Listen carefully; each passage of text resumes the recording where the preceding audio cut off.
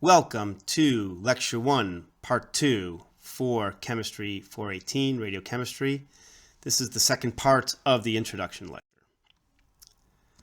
The first lecture covered class organization and the history of radiation research.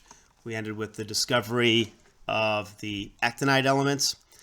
Part 2 is going to talk about the chart of the nuclides and table of the isotopes. We're going to go over the description and use of these databases and how the data is presented.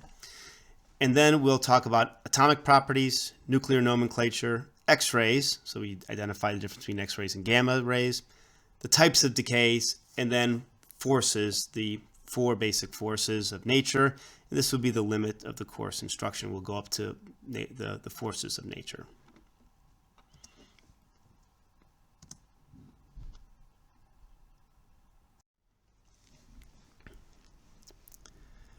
So we should start by discussing the definition of radiochemistry. There's a few different definitions people use. One could be the chemistry of radioactive isotopes and elements, utilization of nuclear properties in evaluating and understanding chemistry, and one that I like is the intersection of the chart of the nuclides and the periodic table.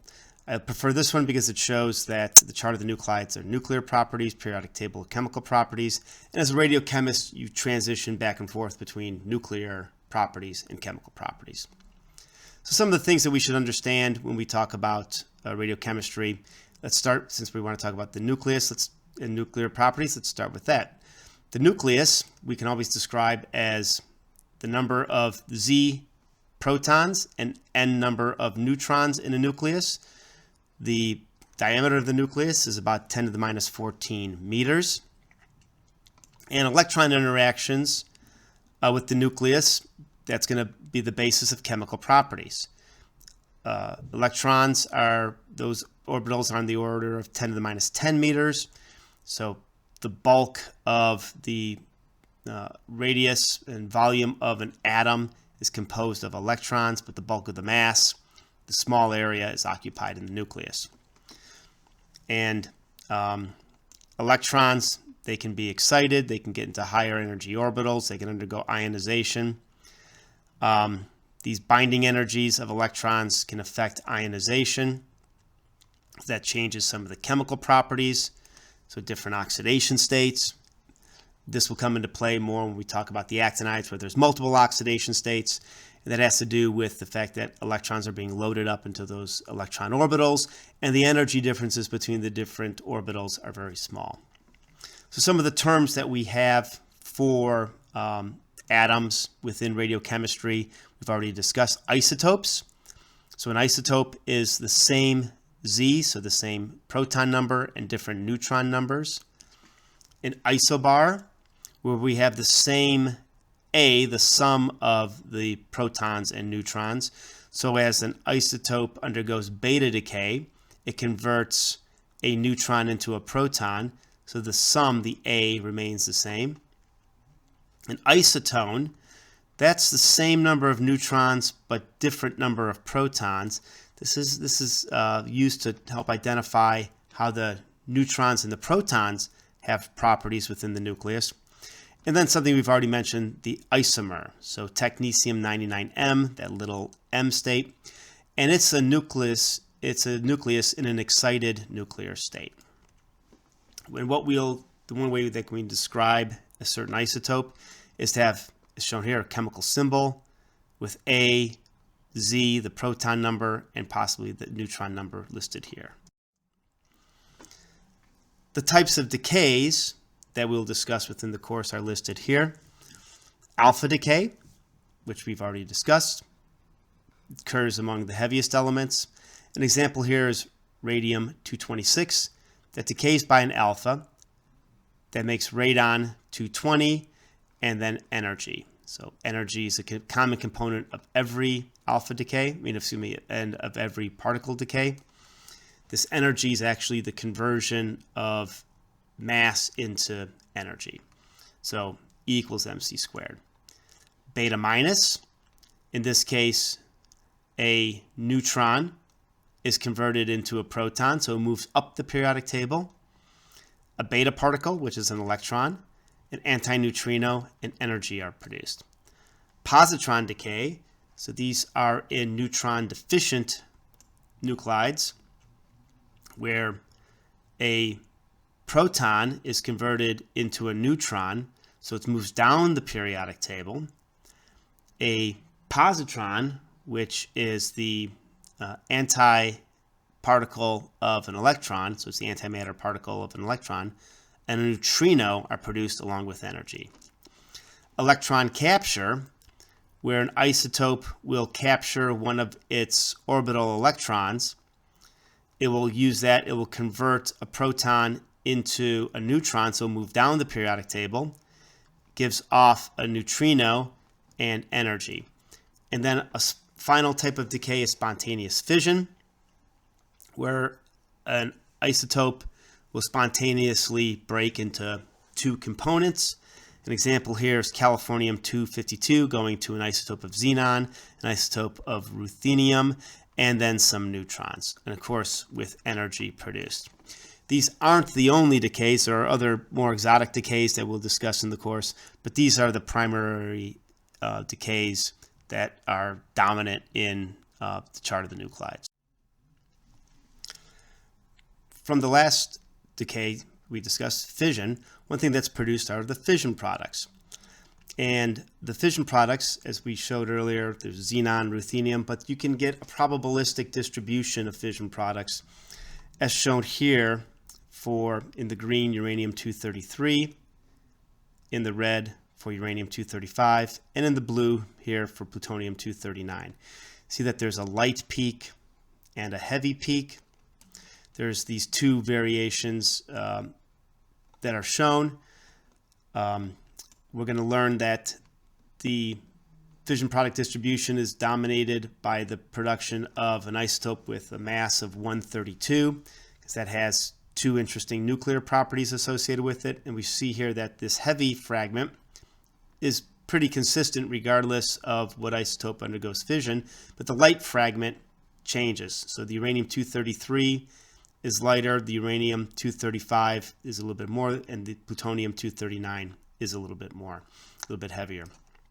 We can also see the influence of neutron energy. Now again, this is admittedly a log scale, but as we see, as the neutron energy increases, this valley area on the fission product distribution curve decreases.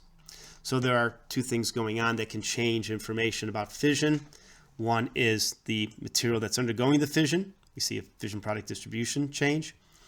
And then two is the energy of the neutron can also have an influence on the fission product distribution change.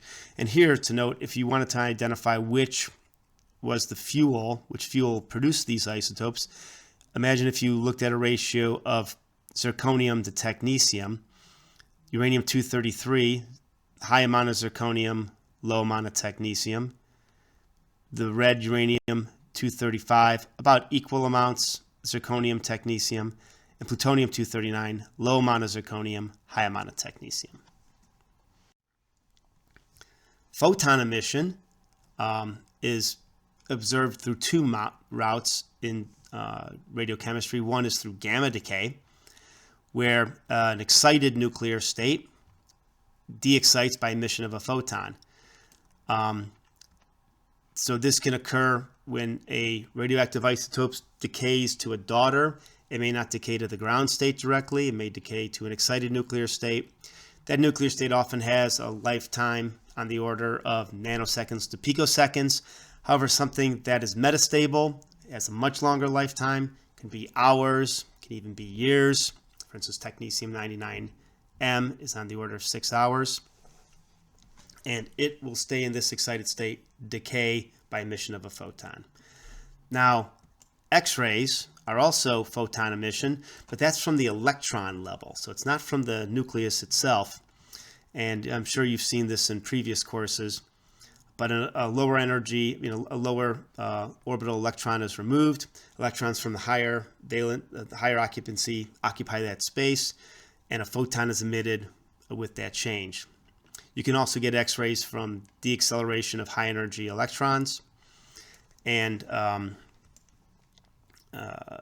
you can also get electron transitions from the inner orbitals. So you get a number of these changes occurring, producing these X-rays. One can produce X-rays by bombarding of metal with high energy electrons. You can have synchrotron light sources. You can have radioactive sources.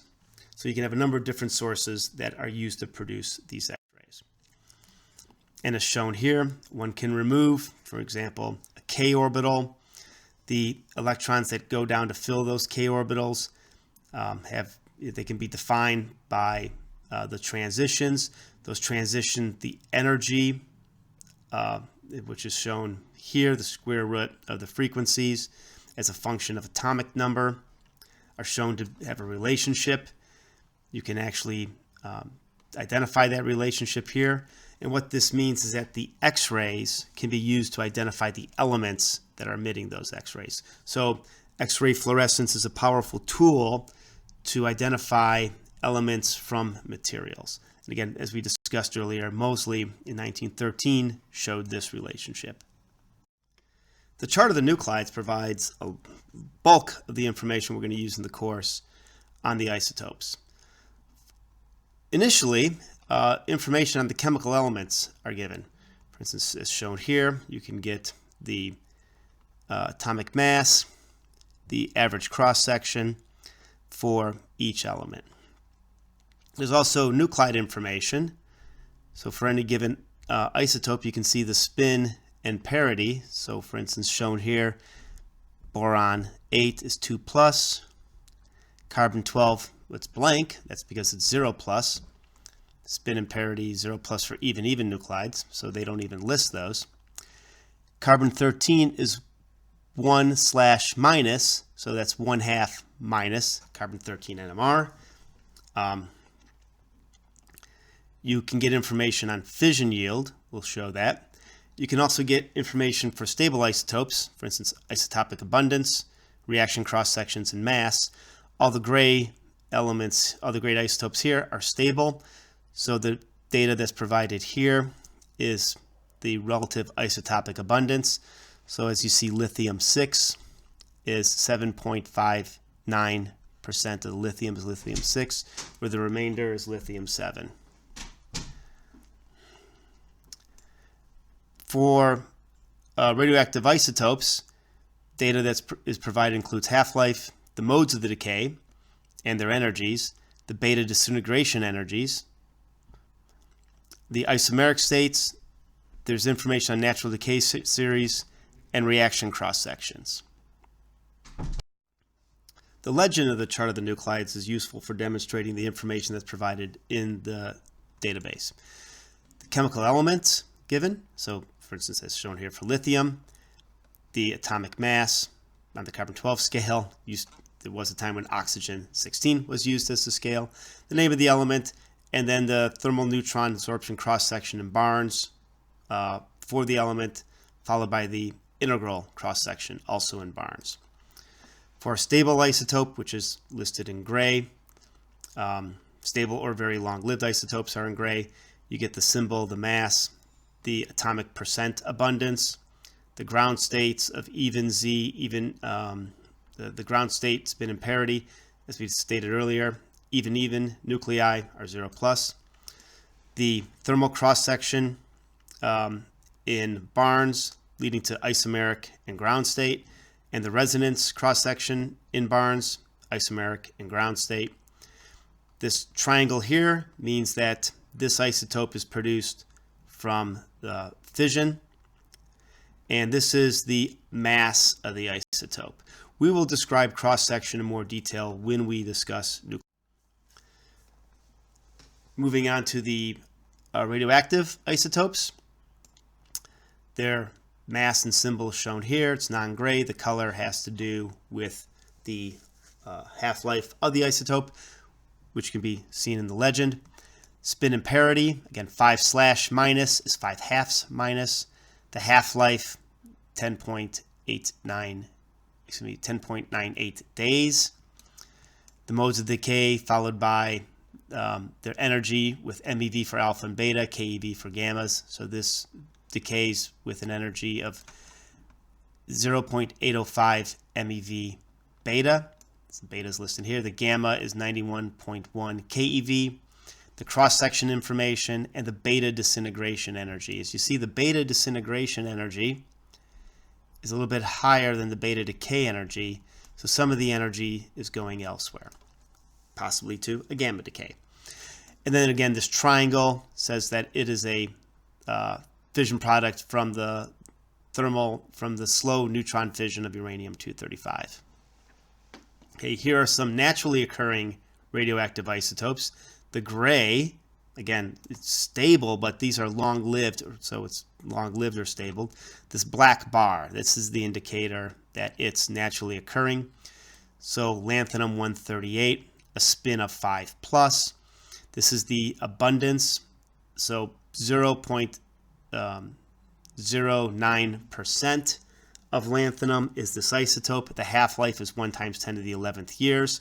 So 1 × 10 to the 11th years, if Earth is 4.5 billion years old, the half-life is longer than the age of the planet. Again, modes of decay, E, this E here is electron capture, beta minus, gamma, cross-section information, and isotopic mass. And this square, as opposed to the triangle, means that it's a shielded fission product. It's still a fission product, but we'll discuss what shielded means. It means that there's a stable isotope in front of it, so it doesn't get fed along the 138 decay chain. Other information is shown here. This is a historic symbol. So lead-210 was also known as radium-D. It was the fourth daughter down from the decay of radium. So historically, you've got this name radium-D. That'll be shown. You'll see some boxes that are split. So this is a metastable state, ground state, so metastable state, spin and parity, half-life, decay modes, ground state, spin and parity. This is stable, so this is the atomic abundance. And then 2 isomeric states that are both radioactive, so tellurium-131. The metastable state, spin and parity, 11 halves minus. Ground state, 3 halves plus. The half-life of each state, and then the other data as we discussed. We also stated that the fission yields for a given isobar can be identified in the chart of the nuclides. Here's an example. It says fission yields of uranium-233 and plutonium-239. The 239 is in parentheses. So for a given isobar, for instance, this 102, this 2.4 is for the fission yield of uranium-233. Plutonium-239 is in parentheses. So 1.6% of the time, it produces, when plutonium fissions, it produces a fission product with a mass of 102. Uranium-233, when it fissions through thermal neutrons, 2.4% of the time, it produces a fission product with a mass of 102. And I do want you to note that if you look at the plutonium values, they go from 5.4, they peak at around 7, and they start going back down to 2.2%. So something that's close to 7%, 6% is a very high fission yield. There's similar data for fissions from uranium-235. You see it's just on this side. And again, these numbers, they go from 0.03%. They can go even lower.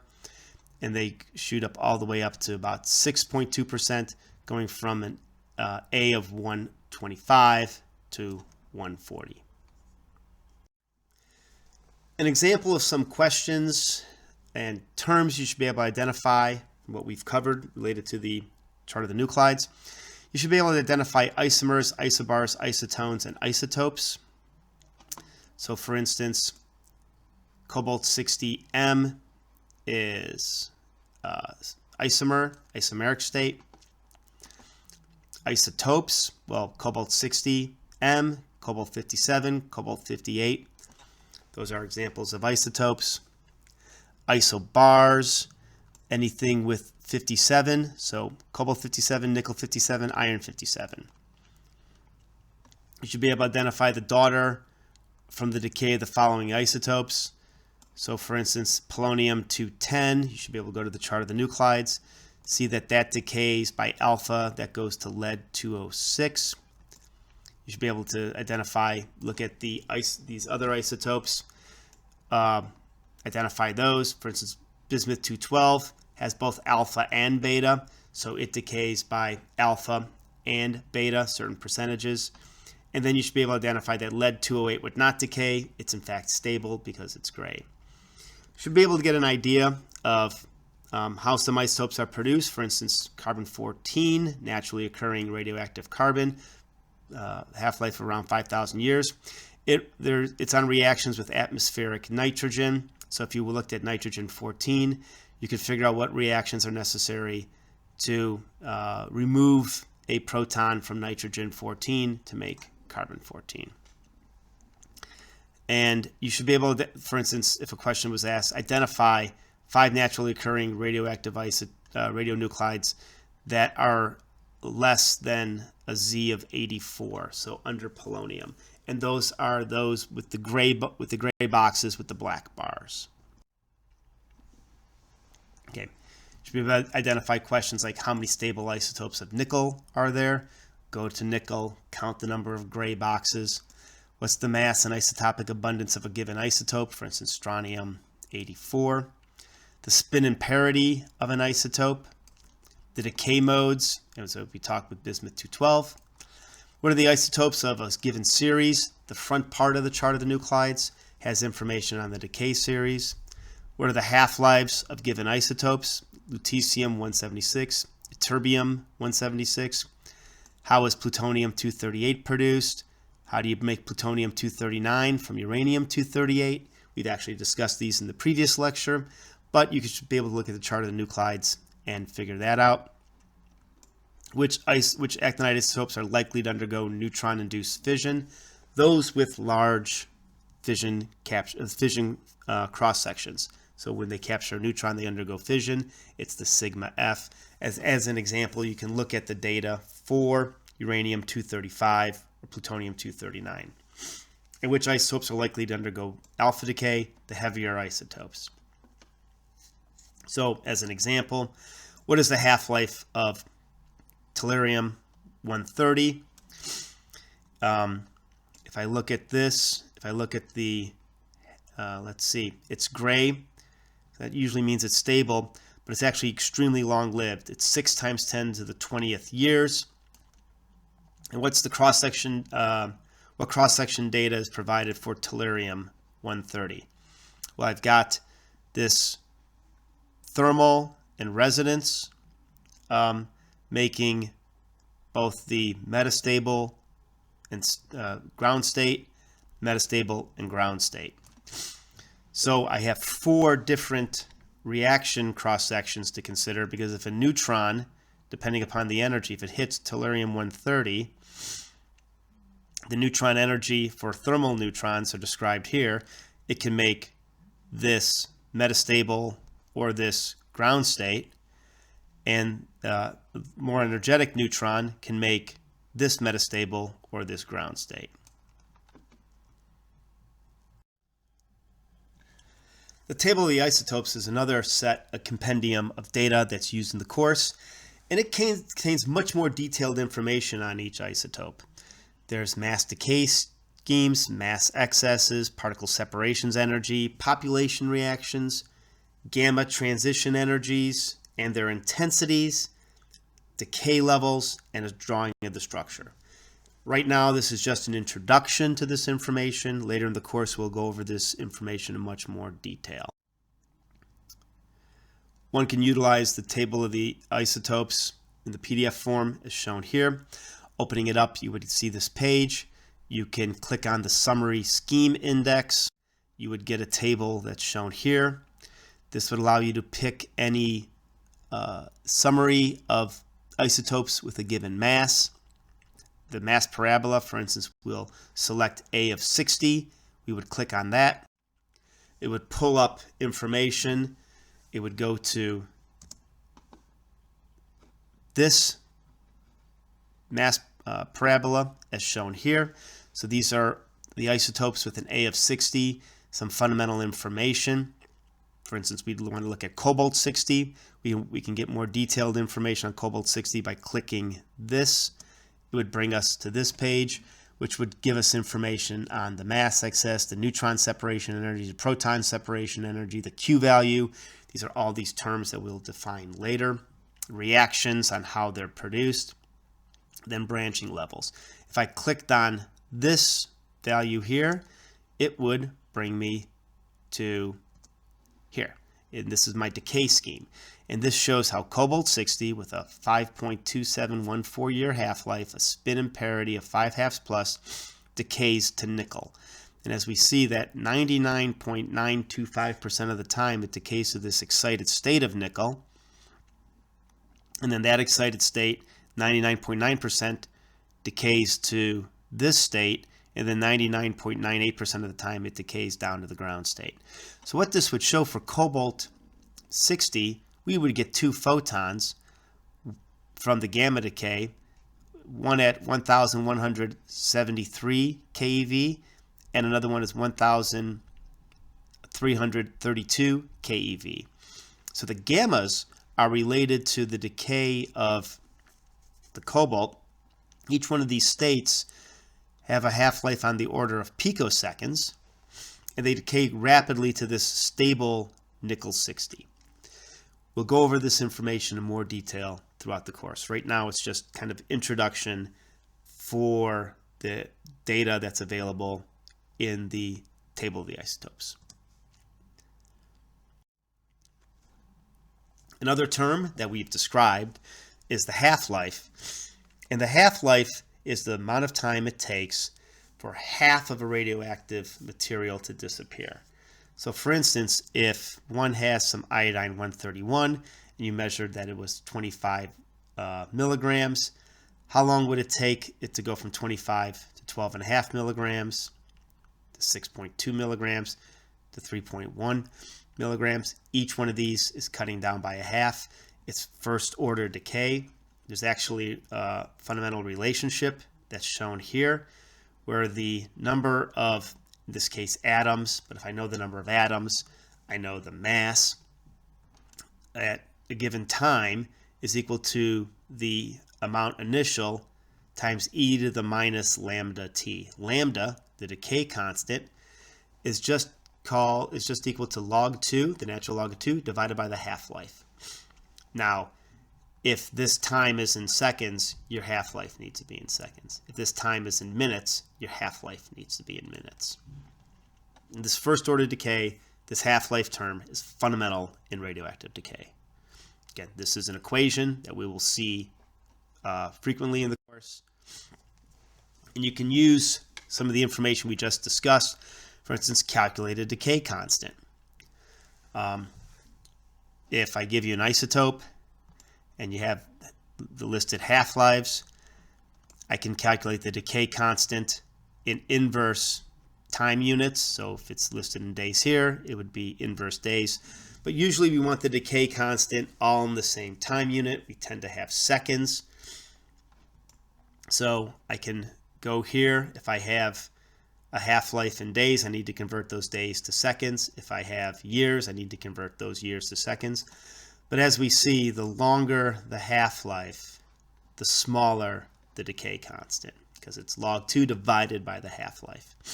So as an example, the selenium-75, the half-life is 119.78 days. Log 2 divided by 119.78 days is equal to 5.79 times 10 to the minus 3 days. But if I want that in seconds, convert the days to hours, hours to seconds, and then I get the decay constant in seconds. Based upon some of the equations that we've reviewed, one should be able to answer some of the following questions. For instance, if you have 1 gram of selenium-72 initially, how much remains after 12 days? Well, the half-life is 8.5 days. The decay constant is log 2 divided by 8.5 days. The number initial times e to the minus lambda t. Well, this is nominally for atoms, but atoms, grams, they're completely linear relationship. So 1 gram times e to the minus lambda times t, 12 days, you get 0.376 grams. So if you started with 10,000 atoms of selenium-72, how many atoms would remain after 12 days? Well, after 12 days, it's 0.736, so 37.6% remain. So if I started out with 10,000 atoms, I'd have 3,760 atoms after 12 days. So these relationships are the same: mass, number of atoms, they're correlated. Other examples of equations and reactions and decays you should be able to understand from this first lecture are shown here. So for instance, if you're given a certain isotope, arsenic 66, figure out how much of that isotope remains after a given time, half a second. So how would one do that? If just a percentage, well, use the equation where I put in n naught, that's my initial amount. N at time t is this n value here. I know that I want to figure out what that percentage is, or that ratio at the given conditions shown here. So half a second, get my decay constant. The half-life of this isotope is 95.6 milliseconds. Convert that to seconds. My decay constant is 7.25 inverse seconds. E to the minus 7.25 times half a second is equal to 0.0226. A percentage is 2.66, and that's equal 2.66 is equal to that ratio. That's after a little over 5 half-lives. So that shows that if you wait a number of half-lives, the radiation decays away effectively. And nominally, as a rule of thumb, you use between 7 and 10 half-lives before an isotope fundamentally disappears. As an example of that equation, how long would it take for 90% of a given isotope, in this case zinc-65, to decay? Well, let's use this equation again. However, we need to set up so that if we're talking about 90% of it decaying, the amount that remains is 10%. So you take 100 minus the percentage that you're interested in, and that will give you this ratio value, which I show is here. The half-life is 244 days. Let's just use the value in days. Log 2 divided by that, 244, shown here. I set up my equation, solve for t. T equals 810 days. So you can use this to estimate the time or calculate the time to get any sort of ratios or calculate the ratios at any given time. For the boundary of the course, we're really going to go up to the forces in nature. In nature, there are 4 fundamental forces: gravity, electromagnetic, which you likely have seen before, then weak interaction, and then strong interaction. Weak interaction is used in beta decay, where neutrino interaction produces beta decay. And then strong interactions are nuclear properties, forces that hold the nucleus together. And we're going to explore and discuss nuclear properties and beta decay in terms of these fundamental interactions. So with these fundamental particles in nature, there are interactions, symmetries, and properties of particles that are consistent, that are used within nuclear physics and derived from some of the early work and continue to be utilized today. So particles can be classified as fermions or bosons. So fermions obey the Pauli principle. They're antisymmetric wave functions. They're half-integer spins. Particles that are fermions include neutrons, protons, electrons, all half-integer. Bosons do not obey the Pauli principle. They have symmetric wave functions and integer spins. So for instance, photons. We're going to utilize some of these properties in discussing transitions As you can imagine, neutrons, protons, electrons, they're all involved in decays, and photons are involved in gamma decay. The standard model is shown here, where you've got a nucleus, as we described, quarks, that 3 quarks make up a nucleon. So a proton, shown here, 2 up and a down quark, a neutron, 2 down and an up quark, an electron much further out. Information on the quarks are shown here. Leptons include electrons and neutrinos, different flavors of electrons and neutrinos, including the electron neutrino, the muon and the muon neutrino, the tau and the tau neutrino.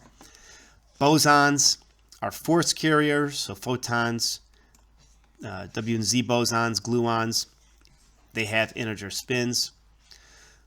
As an example from this, what are the quarks in a proton and a neutron? As shown here, there's 2 up, 1 down quark in a proton. So the up has a charge of 2/3. The down has a charge of -1/3. And if I had something that had 2 ups and a down, I'd have a charge of 1. If it was neutral, well, I would have 2 downs and an up. And imagine that through beta decay, where a neutron gets converted into a proton, at the subatomic level, you have transition. So a neutron, an up and 2 down quarks, converts to a proton. One of these down quarks gets converted into an up quark. Okay, so in both lectures, a review of the topics presented here includes a history of nuclear physics research and radiochemistry, how it grew, and how the properties of the nucleus were evaluated and discovered. We'll go into that in the course and show how the nuclear data was used to understand the properties of the nucleus. We talked about discovery methods of radioelements, the methods and techniques. One of the techniques was you use some of the elements you produced earlier to make new elements. Types of radioactive decay: alpha, beta, gamma, spontaneous fission, electron capture. We also discussed the difference between gamma rays and X-rays. We gave some examples of how to utilize the data presented in the chart of the nuclides and table of the isotope. We talked and demonstrated some of the fundamental decay equations. If I know the half-life of something, I know the initial amount. At a given time, I can predict how much is remaining. And we identified some common fission products. We did that through understanding the double-humped fission curve, plus looking at the chart of the nuclides, understanding which isotopes would be produced in fission. Okay, some examples of questions that you should be able to answer include what's the outcomes of the courses, and the course outcomes are listed here. Include fundamentals of nuclear structure, chemistry of the radioelements, modern topics in radiochemistry. Discuss the discovery of radioactivity. Becquerel and the Curies used this uranium salt, exposed it to sunlight. And how about the first man-made reactor in 1942, the Chicago pile. I'm from Chicago, from the South Side, University of Chicago, same area. It was a graphite moderate natural uranium reactor. We'll describe how the moderators, either water, deuterium, or graphite, influence the behavior of neutrons in a reactor. You should be able to identify the radioelements, and are shown here an example of those elements which are only available in radioactive flavors. Everything above bismuth, and then technetium and promethium. What are the different types of radioactive decay? Alpha, beta, gamma, positron emission, electron capture, spontaneous fission. And then what references have information on isotopes? Chart of the nuclides and the table of the isotopes. Okay, when you've completed this lecture, please provide comments in the blog and respond to PDF Quiz 1. I hope you enjoyed the first lecture of the course.